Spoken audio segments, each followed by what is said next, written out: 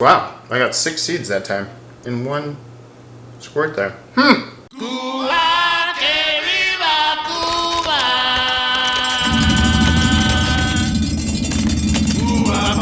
Cubano. What a legend. Though disputed in its origin, its delicious is undeniable. Starting life either in Florida as a lunch for hungry migrant workers, or on the island itself as a Taino tribe meal, consisting of a bird or fish sandwich on a cassava root bread. Either way, this is a meal for the worker, meant to be eaten quickly and with dirty hands. Let's start with the pork, since that'll take the most time. For the pork marinade, we'll need all this. You can pause this video at any time to write down the ingredients. It looks like a lot. It is. But we need big flavor, and oftentimes that comes from big, strong ingredients. Get your zester ready because the citrus flavor is in the skin. The bright acidity is in the pulp and juice, but the flavor is in the skin. And we need both. Tip: when picking limes or oranges from your local buy and large, pretend your hand is an arcade game crane and lift them from the pile. Only buy the heavy ones. Once you've juiced, start adding your other ingredients. This marinade will need to soak in the pork for a few days, depending on what kind of pork you're using. I bought a giant bone-in pork shoulder because the bone adds more flavor, and, you guessed it, it was on sale. But pork butt will work just as well. Just don't use a tenderloin, it'll dry out and you'll be left with a mouthful of pork powder. I'm using regular buy and large produce bags instead of expensive Ziplocs. They're free and they work just fine. Now, we wait.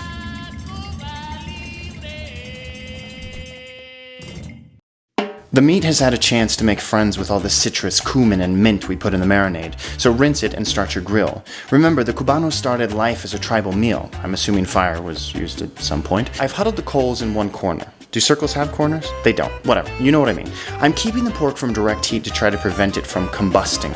Sugar and direct flames only end in more fire and tears. Ask a marshmallow.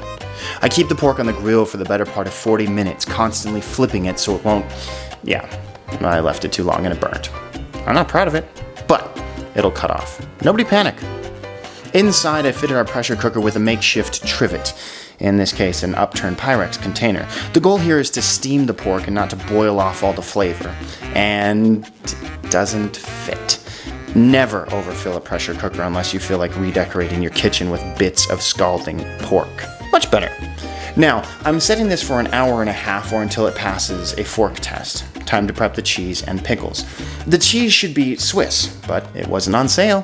So, I've got fromage comté from eastern France, and let me say, c'est délicieux. The pickles are homemade and full of garlic and Thai chilies. The bread is a homemade French loaf with a soft top that my wife absolutely crushed. Butter on one side, mayo on the other. This is the fork test. Insert and turn. If it doesn't start flaking, it's not done. This, however, is done. If you've ever wondered why they call it pulled pork, here you are. You're welcome. The meat is tender, flavorful, and buttery. I'll squeeze some key lime on it just to brighten it up a bit and stir the citrus so it gets everywhere. Now my pan is hot and greased. Again, low heat. I'm trying to get the bread thin and crisp. A cast iron steak weight would be perfect for this, but 6 pounds of pork also do the trick. I forgot to mention the ham. You'll need thinly sliced ham. When your bread is golden, it's go time. I put the pulled pork on the bottom slice, which was a mistake. Watch how a few quick flips can correct this. Flip, flip, and done. I want the sliced ham on the bottom and all the acidity of the pickles and mustard on the top. I'm not a perfectionist. You are. Plain yellow mustard for this sandwich. Save your fancy Dijon for something else. Put the lid on, butter generously, flip, and butter again. Just like the grilled cheese, this is a flip and reflip operation until the cheese is melted and we're ready to go.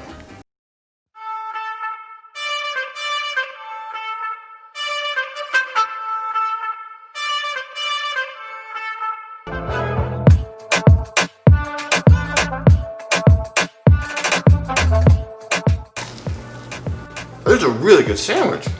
I would pay money for this sandwich. That's really good.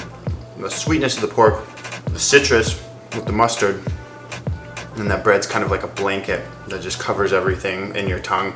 Things try to escape. Big chunk of pickle in that one. Oh, I love pickle. A little head of citrus. I'm gonna put a little bit of key lime on this. Wow, I got 6 seeds that time. 6 seeds in one squirt there. Oh, I just got some cheese. Almost almondy in flavor. But a little bit of key lime really helps. There's so much flavor in this pork. It just comes in waves. The brightness of that simple mustard, right? Yellow mustard. I think that's what this sandwich is. It's simple flavors packed together, filling, hearty, surprisingly hearty. I mean, it looks tiny, but it's surprisingly hearty. It's a really dense thing. And it's just good. Just makes you want to just keep going back again and then again and again. Oh, that's lovely. This is easy. You can do this at home. This didn't take that much. I don't like recipes that say, it takes 4 days to do this. No, it's 10 minutes to chop stuff. You throw it in the fridge for 2 days, then you take it out, and it takes 2 hours to cook in the pressure cooker. You're done. Not like you're cooking solid for 2 days. Do this at home. Don't eat crappy food. Live intentionally, eat intentionally. I'll see you guys next time. Wrap it up right there. It's a home run.